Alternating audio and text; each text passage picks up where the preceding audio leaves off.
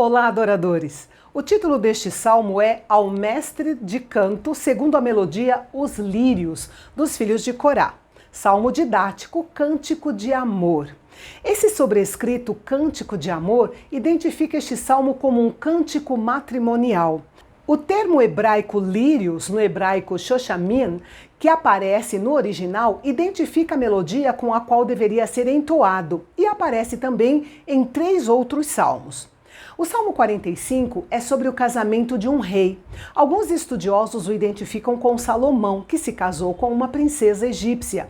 Porém, fica claro que alguém maior do que Salomão está presente neste belo salmo e que esse alguém é Jesus Cristo, o Rei dos Reis.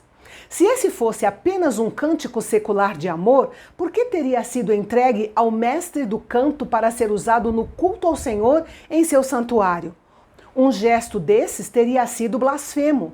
Sendo assim, independentemente do seu contexto histórico, em última análise, esse salmo fala de Jesus Cristo e de sua noiva, a Igreja.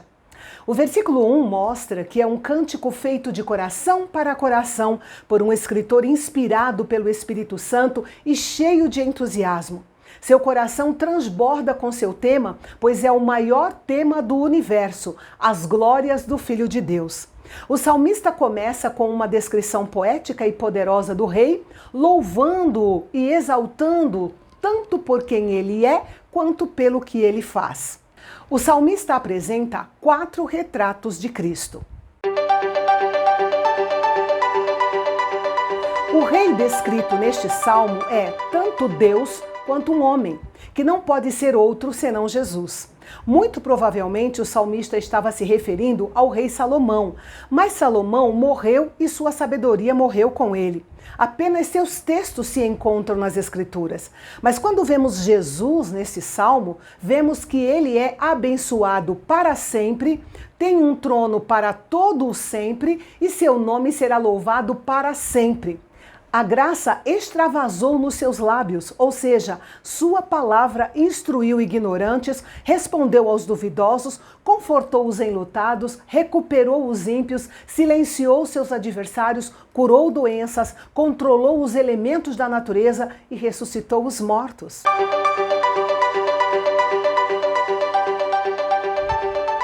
Este rei é um homem de guerra, poderoso e armado com uma espada. Uma vez que Salomão não era guerreiro, sabemos que o salmista, inspirado pelo Espírito Santo, fala de Jesus, o mais verdadeiro dos heróis, o único poderoso para salvar. Ele está lutando pela causa da verdade e da justiça, e é difícil crer que exista alguém disposto a fazer frente a esse tipo de guerra. Os primeiros versículos desse salmo podem ser aplicados a um homem notável que, na verdade, era apenas um homem.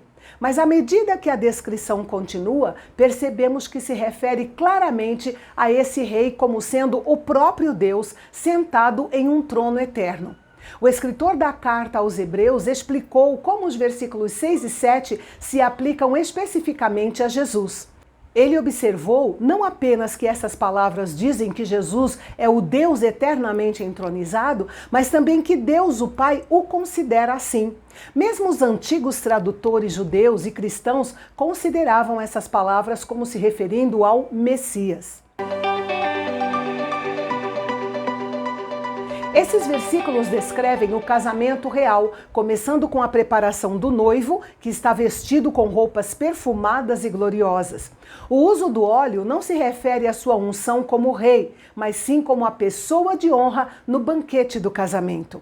Por causa da sua grande justiça, o rei é abençoado com o óleo da alegria, ou seja, ele está mais feliz do que qualquer outro, pois ele é o Cristo, o rei ungido. É verdade que Jesus era um homem bem familiarizado com a dor. No entanto, a sua obra de justiça, em toda a sua plenitude e suas dimensões, foi recompensada como a obra mais satisfatória já realizada na história. Essa realização deu a ele um nome, acima de todo nome, no céu, na terra e debaixo da terra. As afirmações dos versículos 6 e 7 podem parecer estranhas. O teu trono, ó Deus, Por isso Deus, o teu Deus, te ungiu. Passagens como essa são a base para a doutrina da Trindade, ou seja, a crença de que existe apenas um Deus que subsiste em três pessoas, Pai, Filho e Espírito Santo. Essa é a maneira de dar sentido às declarações aparentemente contraditórias da Bíblia. As palavras desses dois versículos juntos são incompreensíveis, a menos que sejam entendidas como se referindo ao Cristo encarnado. Só ele pode ser chamado de Deus e ao mesmo tempo ter o Pai como seu Deus. O Rei ungido é grande, não apenas por quem ele é, mas também por aqueles com quem ele se associa. Note que a mais alta realeza, as filhas dos reis, são as damas de honra em seu casamento. Falando profeticamente, isso nos lembra que a medida da majestade de Jesus é a grandeza dos homens e mulheres ao longo dos séculos que foram seus seguidores mais devotados. Foram e ainda são homens e mulheres dos quais o mundo não era e nem é digno. Depois o salmista se volta para a preparação da noiva. Ela está vestida com trajes finos, bordados com ouro puro. Ela é toda gloriosa, não por causa de si mesma, mas por causa da sua ligação com o Rei. Não tem como ler isto e não fazer uma aplicação à forma como Jesus vê sua noiva, a igreja. Ele a vê toda gloriosa. Nós vemos a igreja e notamos muitas falhas, mas Jesus olha para ela, que foi comprada com seu sangue, e diz: é uma noiva gloriosa. Os diferentes dons dos fiéis, operados pelo Espírito Santo, compõem o bordado divino que adorna a veste nupcial da sua igreja. O salmista dá conselhos à noiva sobre algumas posturas que devem ser adotadas por ela nesse novo relacionamento. Devia esquecer o passado, sujeitar-se ao seu marido, o rei, e não fazer outra coisa senão lhe agradar. E essa é a mensagem para a noiva de Cristo hoje. Esquecer o passado, reconhecê-lo como Senhor da sua vida e adorá-lo, demonstrando respeito e consideração, santificando-se, sendo purificada por meio da palavra para apresentar-se como igreja gloriosa, sem mancha, nem ruga, nem coisa semelhante, porém santa e sem defeito. Talvez em nenhum lugar dos escritos do Antigo Testamento encontremos uma abordagem mais próxima da revelação dos segredos da igreja do que neste salmo. Nos dois últimos versículos é pronunciada uma bênção, referindo-se especialmente ao rei, pois os pronomes usados são masculinos.